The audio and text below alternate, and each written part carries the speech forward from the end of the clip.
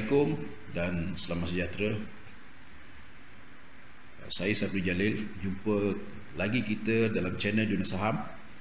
Hari ini saya nak berkongsi dengan anda tentang satu tajuk, iaitu saham dan amanah saham dan apakah perbezaannya. Sebab saya dapati masih ada kalangan kita yang keliru tentang saham dan amanah saham. Malah ada yang kata amanah saham itu adalah saham. Sebenarnya dia dua perkara berbeza. Rakaman yang lepas saya ada membincangkan tentang saham ni atau definisi saham, dan saya juga ada membincangkan pasal forex, pasal komoditi dan juga pasal cryptocurrency. Jadi saya terangkan satu persatu supaya jelas apakah sebenarnya saham dan perbezaannya dengan instrumen pelaburan yang lain.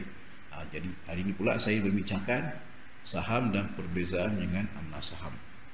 Saya telah definisikan saham itu sebagai bahagian dalam pemilikan satu perniagaan atau syarikat.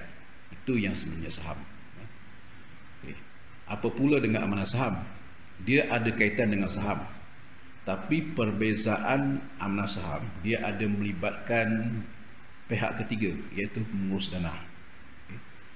Ini bermakna dalam pelaburan amanah saham, pelabur membeli unit amanah saham ataupun dikenali sebagai unit trust. Perkataan saham tu yang menyebabkan sebenarnya mungkin setengah masyarakat kita keliru antara amanah saham dengan saham. Nama lain dia unit trust. Dalam bahasa Melayu ada juga disebut sebagai unit amanah. Bahasa lain ada juga, bahasa Inggerisnya lah, ada juga sebagai mutual fund. Okay. Dan saya berpatah balik kepada definisi tadi, amanah saham. Amanah saham satu pelaburan yang melibatkan pihak ketiga, iaitu fund manager, ya. Tapi masih ada kaitan dengan saham. Bermakna pelaburan yang dibuat oleh pemegang amanah saham atau unit usaha tadi, dananya diuruskan oleh pengurus dana. Pengurus dana yang mengawal modal mereka, dan pengurus dana yang nanti akan menentukan ke arah mana pelaburan mereka dibuat. Dan kalau ada melibatkan pasar saham, mereka yang menentukan saham-saham apakah yang harus dibeli sebagai pelaburan di bawah amanah saham tersebut atau di bawah unit trust tersebut. Okay. Dan bagi pelabur pula, dia tidak perlu buat apa, tapi dia akan layak untuk mendapat dividen apabila sampai masanya.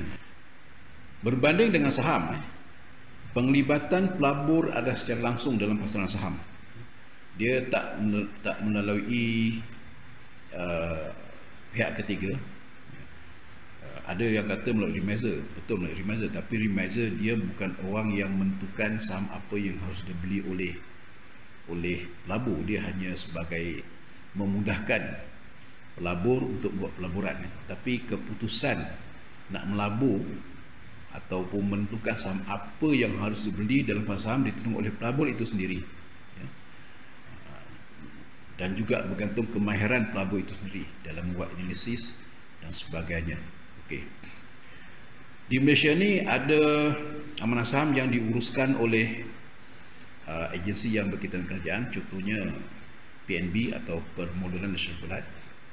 Dan Permodalan Nasional Berhad ni ada menguruskan amanah saham Putra, dan inilah atau SB, dan inilah satu-satunya amanah saham yang berharga tetap. Dan PNB ada juga menguruskan amanah saham yang harganya berubah mengikut pasaran, ya. Mengikut pasaran saham-saham yang terkandung di dalam portfolio amanah saham tersebut, seperti ASN, amanah saham Malaysia dan lain-lain lagi. Ada juga amanah saham yang diuruskan oleh pengurus dana swasta, macam Public Mutual Fund itu pengurus dana swasta, dan di bawah dia ada berbagai-bagai amanah saham, ya, yang diuruskan oleh mereka. Kadang investors pun antara pengurus dana yang wujud di Malaysia yang menguruskan amanah saham, dan banyak lagi lah pengurus amanah saham swasta yang memutuskan amanah saham mereka atau unit trust mereka masing-masing. Okay. Untuk siapakah amanah saham ini? Ataupun dengan kata lain, siapakah yang sesuai untuk menabur dalam amanah saham? Okay. Amanah saham ini sangat sesuai untuk mereka yang satu, kurang pengetahuan di dalam pelaburan saham. Sebab pelaburan saham memerlukan pengetahuan yang baik, teknikal dan fundamental, dalam kita nak menilai saham yang baik dan berpotensi untuk dibeli. Sedangkan dalam amanah saham kita tak perlukan itu, kerana kita ada pengurus dana yang akan membuat dan membantu kita apakah saham yang terbaik, yang berpotensi, yang harus dibeli. Itu yang pertama. Yang kedua, untuk mereka yang tidak sanggup menanggung risiko yang tinggi, mereka boleh melabur dalam amanah saham. Kalau melabur dalam saham risikonya tinggi, tapi pulangannya juga adalah lebih lumayan berbanding amanah saham. Amanah saham risiko tidak tinggi, tetapi kita tidak perlu atau orang pengetahuan yang tinggi, ataupun dengan kata lain tak perlu pening kepala. Kita serahkan pada pihak ketiga dan kita akan mendapat keuntungan dalam dividen pada setiap tahun. Tetapi sebagaimana saya kata tadi, keuntungan tidaklah selumayan berbanding dengan saham. Okay. Amanah saham ada harga yang berubah, maknanya kita juga boleh mendapat keuntungan daripada perubahan harga. Dan tapi perubahan harganya tidak juga maknanya berlaku sehebat pelaburan saham. Pelaburan saham kadang naik dengan kadar yang tinggi, jatuh pun dengan kadar yang tinggi. Tapi amanah saham pergerakannya berubah dengan kadar yang rendah, jatuh dengan rendah, maka itu dia agak kurang berisiko dan sesuai dengan pelabur yang tidak suka kepada risiko yang tinggi. Saya rasa itu saja yang boleh saya kongsi dengan anda hari ini. Saya harap anda dapat penyelesaian yang baik daripada saya, dan jumpa lagi kita dalam perkongsian akan datang.